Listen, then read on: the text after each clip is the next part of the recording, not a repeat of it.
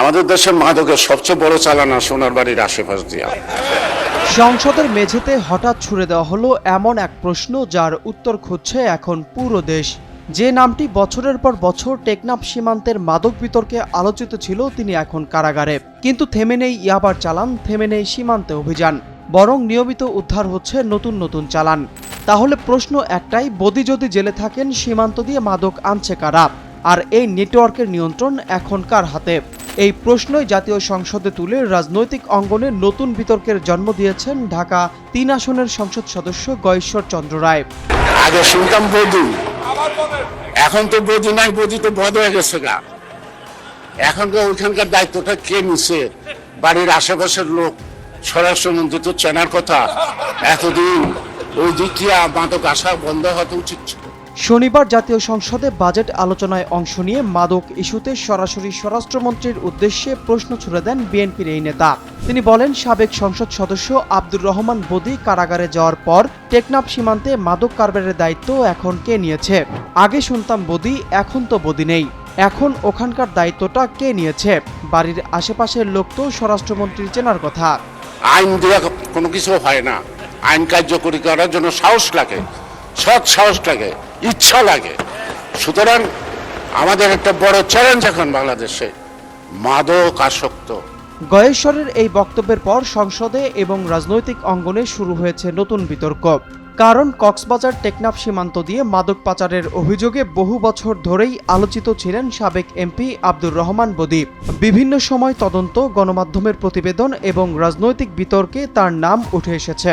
জনপরিসরে ইয়াবা গডফাদার তকমাটিও তার নামের সঙ্গে জুড়ে যায়। তবে বর্তমানে তিনি কারাগারে। কিন্তু প্রশ্ন হচ্ছে, মাদক কি বন্ধ হয়েছে? উত্তর হচ্ছে না। আইনশৃঙ্খলা বাহিনীর নিয়মিত অভিযান ও মাদক উদ্ধারের তথ্য বলছে মাদকের সরবরাহ শৃঙ্খল এখনও সক্রিয়। বরং নতুন নতুন রুট ও নতুন কৌশলে সীমান্ত পেরিয়ে দেশে ঢুকছে ইয়াবা ও ক্রিস্টাল মেথের মতো ভয়ঙ্কর মাদক। স্বরাষ্ট্র মন্ত্রণালয়ের এক তালিকা অনুযায়ী কক্সবাজার জেলায় ১,১৫১ জন তালিকাভুক্ত মাদক কারবারির নাম রয়েছে। এর মধ্যে ৯১২ জনই টেকনাফ এলাকার বাসিন্দা।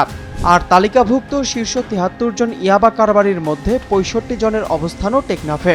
তবে সংশ্লিষ্ট সূত্র বলছে, তালিকার বাইরেও গত কয়েক বছরে নতুন করে গড়ে উঠেছে আরও অনেক সংঘবদ্ধ চক্র, যার বড় অংশ এখনও শনাক্তের বাইরে রয়েছে। টেকনাফ সীমান্তের ওপারেই রয়েছে মিয়ানমারের রাখাইন রাজ্য। সেখানেই দীর্ঘদিন ধরে মাদক উৎপাদন ও পাচারের নেটওয়ার্ক সক্রিয় বলে বিভিন্ন সময় উঠে এসেছে। নাফ নদী, পাহাড়ি পথ, উপকূলীয় এলাকা, ছড়া, মাছ ধরার ট্রলার এবং দুর্গম সীমান্ত করিডোর ব্যবহার করে দেশে প্রবেশ করছে মাদকের চালান। শাহপরীর দ্বীপ, সাবরাং, টেকনাফ সদর, বাহারছড়া, রিলা এবং হোয়াংকং দীর্ঘদিন ধরেই পাচারকারীদের জন্য গুরুত্বপূর্ণ করিডোর হিসাবে বিবেচিত। আইনশৃঙ্খলা বাহিনী নিয়মিত অভিযান চালাচ্ছে, লাখ লাখ পিস ইয়াবাও উদ্ধার হচ্ছে, গ্রেপ্তারও হচ্ছেন অনেকে। কিন্তু বেশিরভাগ ক্ষেত্রেই ধরা পড়ছেন বাহক কিংবা মাঠ পর্যায়ের কারবারিরা। আর অভিযোগ রয়েছে মূল হোতারা থেকে যাচ্ছেন ধরাছোঁয়ার বাইরে। ফলে একজন গ্রেপ্তার হলেও অক্ষত থাকছে পুরো সিন্ডিকেট। একটি রুট বন্ধ হলে খুলছে আরেকটি রুট, একটি চক্র ভেঙে গেলে তৈরি হচ্ছে নতুন চক্র। স্থানীয়দের ভাষায় মাদক ব্যবসা টিকে থাকার পেছনে কয়েকটি বড় কারণ রয়েছে।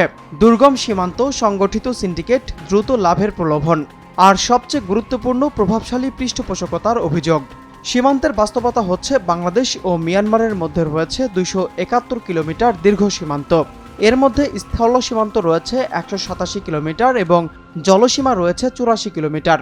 এই বিশাল সীমান্ত পুরোপুরি নিয়ন্ত্রণ করা সবসময় বড় চ্যালেঞ্জ।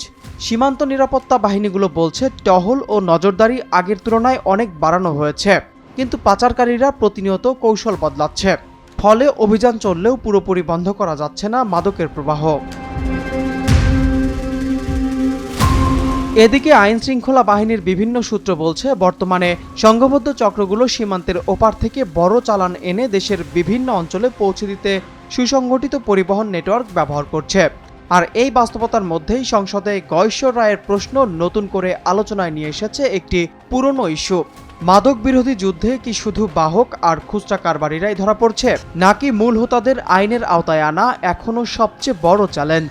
মাননীয় অর্থমন্ত্রীকে বলবো, এই গরিব কৃষকরা জমির আইলে বসে বিড়ি খায়, এইটার দিকে আমার মনে হয় আপনার একটু নজর দেওয়া দরকার।